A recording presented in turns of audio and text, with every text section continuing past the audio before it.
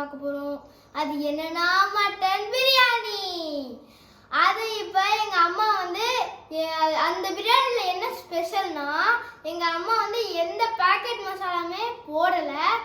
Only வீட்டில் அரைச்ச மசாலா தான். அதனால தான் அந்த பிரியாணி ரொம்ப ஸ்பெஷலு. ஓகே ஃப்ரெண்ட்ஸ், அது எப்படி பார்க்கறதுன்னு வாங்க போய் பார்க்கலாம். ஏதாவது டவுட் இருந்துச்சுன்னா கமெண்ட்டை சொல்லிடுங்க. வாங்க ஃப்ரெண்ட்ஸ் போய் பார்க்கலாம். மட்டன் பிரியாணிக்கு தேவையான இன்க்ரீடியன்ட்ஸ் பார்த்துடலாம். தாளிப்புக்கு தேவையான பட்டை, ரோஜா முக்கு, கல்பாசி, அன்னாசி பூ, ஏலக்காய் 2, கிராம்பு 2, பிரிஞ்சி இலை கொஞ்சம், அடுத்து சோம்பு, கசகசா எல்லாம் கொஞ்சம் கொஞ்சம் எடுத்துக்கலாம். இங்கே 100 கிராம் பச்சை மிளகா வச்சுருக்கேன். ஒரு லெமன், இதில் பாதி லெமன் போதும் நமக்கு.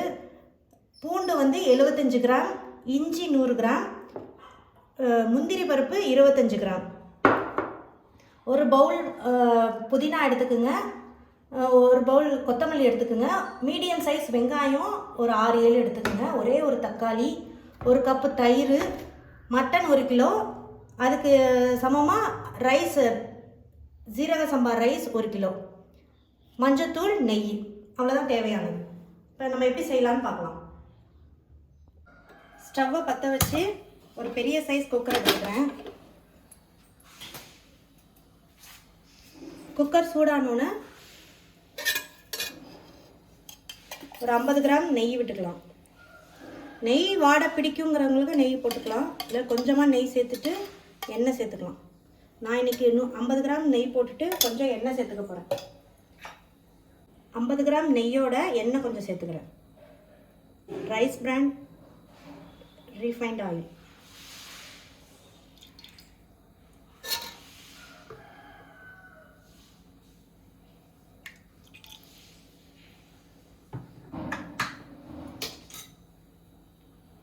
எண்ணெய் சூடாகட்டும். சூடாயிருச்சு. இதில் வந்து பட்டை, தாளிக்கிறதுக்கு தேவையானதெல்லாம் போட்டுக்கிறேன். கல்பாசி, இஞ்சி இலை, சோம்பு கொஞ்சம் போட்டுக்கணும். சோம்பு வெடித்தோடனே நம்ம எடுத்து வச்ச 6-7 வெங்காயம், 2 பச்சை மிளகா எல்லாத்தையும் கட் பண்ணி போட்டுக்கணும். நீள நீளமாக கட் பண்ணி வைக்கணும்.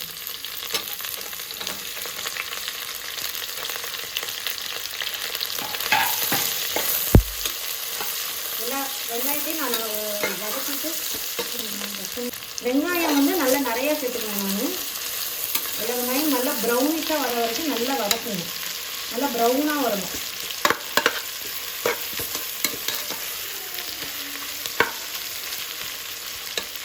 இப்போ வந்து நம்ம பிரியாணிக்கு தேவையான மசாலாவை அரைச்சி எடுத்துக்கலாம். அரைக்கிறதுக்கு நான் ஒரு மிக்ஸி ஜார் எடுத்திருக்கேன்.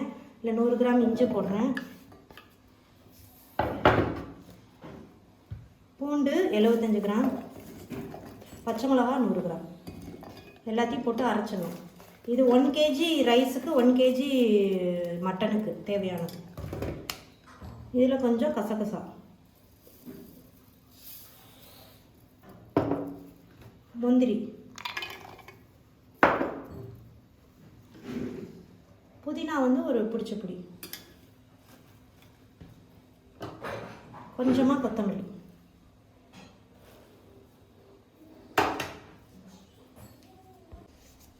பிரிஞ்சி இலை 1, பட்டை 2, அந்த கல்பாசி, அன்னாசி முக்கு, ஏலக்காய், கிராம்பு இதையும் இதில் போட்டுக்கணும். இது எல்லாத்தையும் ஃபைன் பேஸ்ட்டாக அரைச்சி எடுத்துடணும். நைஸாக தண்ணி ஊற்றி கொஞ்சம் நைஸாக அரைச்சி எடுத்துடணும்.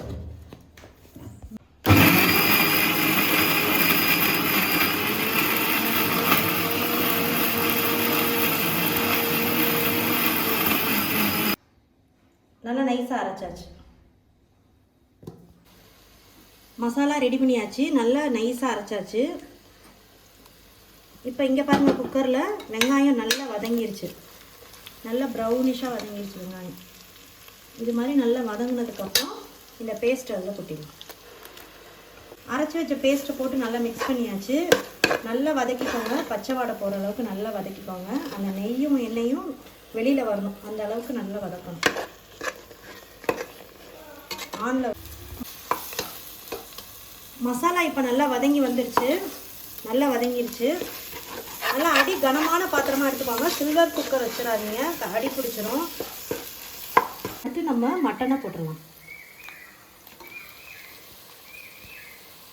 1 kg மட்டன் நல்லா வாஷ் பண்ணி எடுத்துச்சு.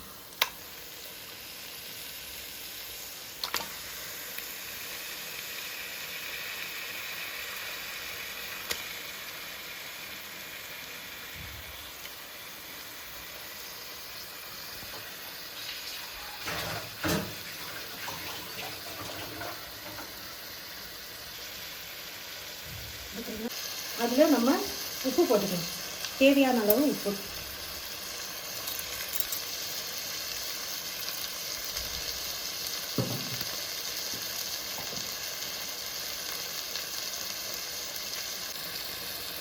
மஞ்சள் மசாலாவோட மட்டன், மஞ்சத்தூள், உப்பு போட்டு நல்லா எல்லாத்தையும் நல்லா வதக்கணும். ஒரு 5-10 நிமிஷம் நல்லா வதக்கணும்.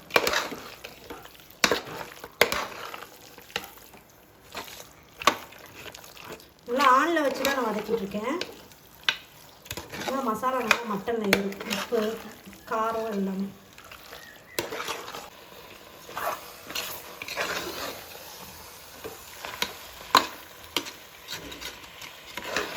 உப்பு காரம் சரியாக இருக்கா நம்ம விஷ்ணுவை கூப்பிட்டு செக் பண்ணலாம். அவன் நல்லா செக் பண்ணி சொல்லுவான், கரெக்டாக சொல்லுவான், சூப்பராக. விஷ்ணு இங்கே வாப்பா, இதில் கொஞ்சம் காரம் சரியாக இருக்கான்னு பாரு. உப்பு காரம், பச்சை மிளகா அரைச்சி ஊற்றிருக்கோம், காரம் இருக்கும். நல்லா இருக்குமா? காரம் சரியாக இருக்கா? காரம் காடாது. போதுமா? போதும். Super, thank you. அதோட மட்டனு, உப்பு, மஞ்சத்தூள் எல்லாத்தையும் போட்டு நல்லா வதக்கிக்கோங்க. கறி நல்லா கறியில் வந்து நல்லா ஏறணும் மசாலா, அந்த அளவுக்கு நல்லா வதக்கிக்கோங்க. இந்த ஸ்டேஜ்லேயே உப்பு காரம் சரியாக இருக்கான்னு பார்த்து செக் பண்ணி போட்டுக்கோங்க உங்களுக்கு தேவையான அளவு. பிரியாணி செய்ய வந்து நல்ல பொறுமையாக நல்ல நிதானமாக செய்யணும், அப்போ தான் வந்து நல்ல டேஸ்ட்டாக வரும். அவசர அவசரமாக வேகமாகலாம் நம்ம அவசரத்துக்குலாம் ரெடி ஆகாது. கொஞ்சம் வதங்கணும், நல்லா பொறுமையாக வதக்கணும், அதுக்கு வந்து பொறுமை தேவை.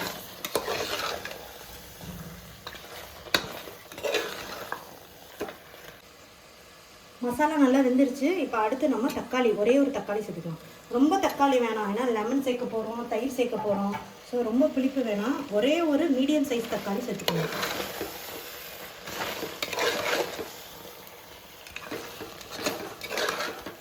தக்காளி சேர்த்து நல்லா வதக்கிக்கலாம்.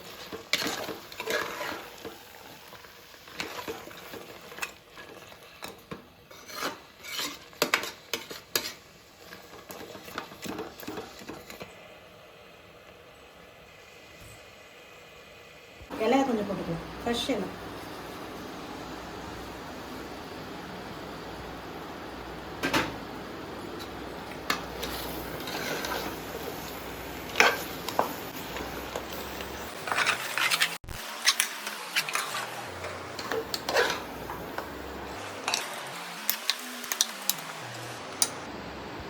புதினா எல்லாம் நல்லா வதங்கிருச்சு. இந்த ஸ்டேஜில் அடுத்து நம்ம வந்து 1/2 கப்பு தயிர், நல்லா கெட்டி தயிர் வைக்கணும். 1/2 கப்பு தயிர் போடுங்க. தயிரை போட்டு நல்லா மிக்ஸ் பண்ணிக்கலாம்.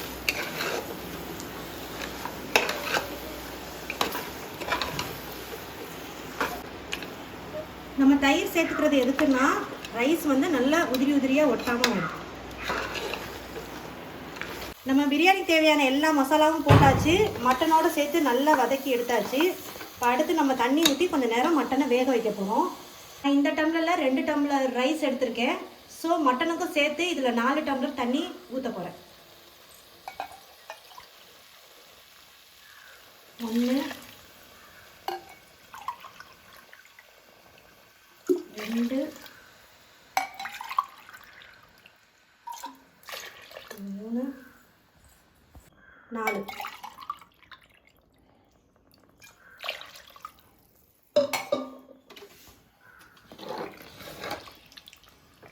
தண்ணி ஊற்றி நல்லா கிளறிட்டு மூடி வச்சிடலாம்.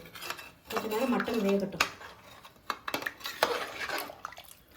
ஒரு கொதி வந்ததுக்கப்புறம் அரிசியை போட்டு மூடி வச்சிடலாம். பிரியாணி ரெடி ஆகிடும்.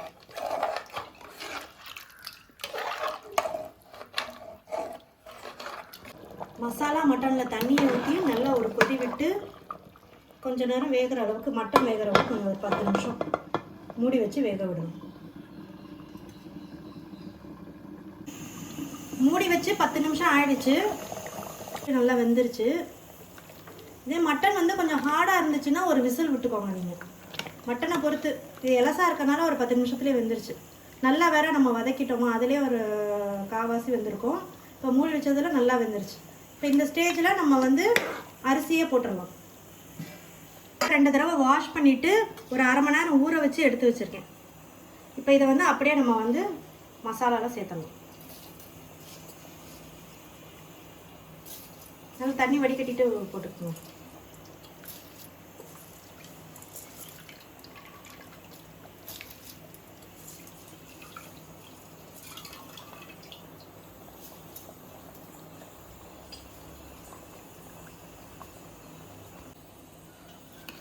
அரிசியை போட்டு நல்லா கிளறிடுவோம்.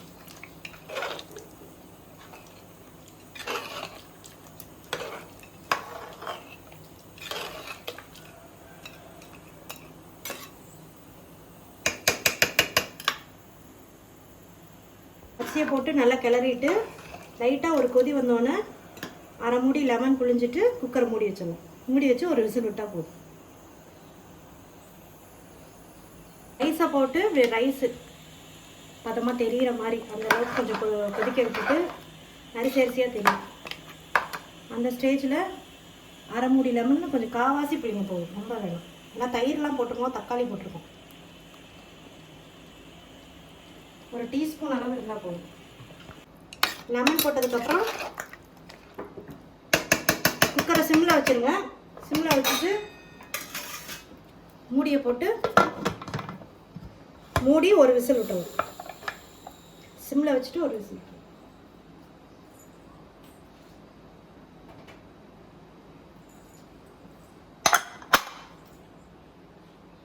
ஒரு விசில் வர வரைக்கும் வெயிட் பண்ணுவோம்.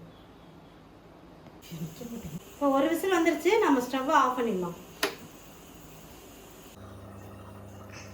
ஸ்டீம் எல்லாம் போயிடுச்சு. நம்ம இப்போ குக்கரை திறந்து பார்க்க போகிறோம். பிரியாணி எப்படி வந்திருக்குன்னு பார்க்கலாம்.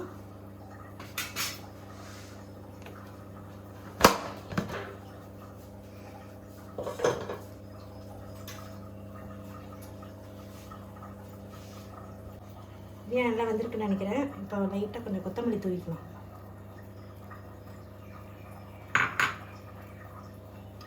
ஒரே ஒரு ஸ்பூன் நெய்.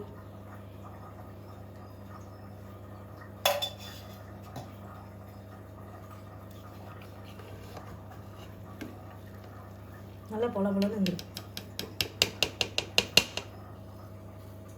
சூப்பராக செமையாக இருந்திருக்கு. பிரியாணி வாசனையும் சூப்பராக இருக்கு. நல்லா பொல பொலன்னு இருக்கு. விஷ்ணுவை கூப்பிட்டு இப்போ சாப்பிட சொல்லலாமா? விஷ்ணு, பிரியாணி ரெடி ஆயிடுச்சு, சாப்பிடவா? சரி ஃப்ரெண்ட்ஸ், பிரியாணி எப்படி பண்ணுறதுன்னு நீங்கள் பார்த்துருப்பீங்க. இப்போ நான் டேஸ்ட் பண்ணி எப்படி இருக்குன்னு சொல்கிறேன். சுட சுட ஆவி பறக்குது. சாப்பிட்டு பார்க்குறேன் எப்படி இருக்குன்னு.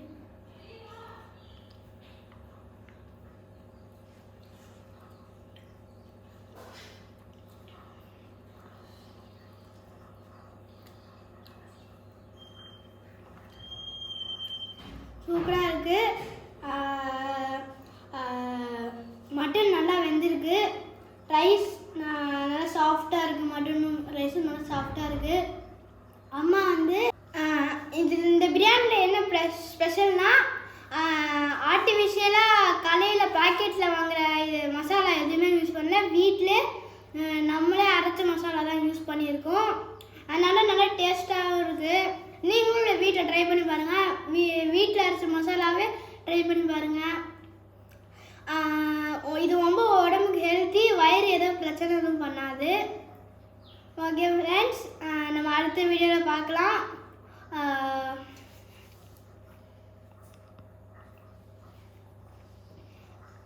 இது என்னதுன்னு பார்க்குறீங்களா? இது காப்பர் டம்ளர்.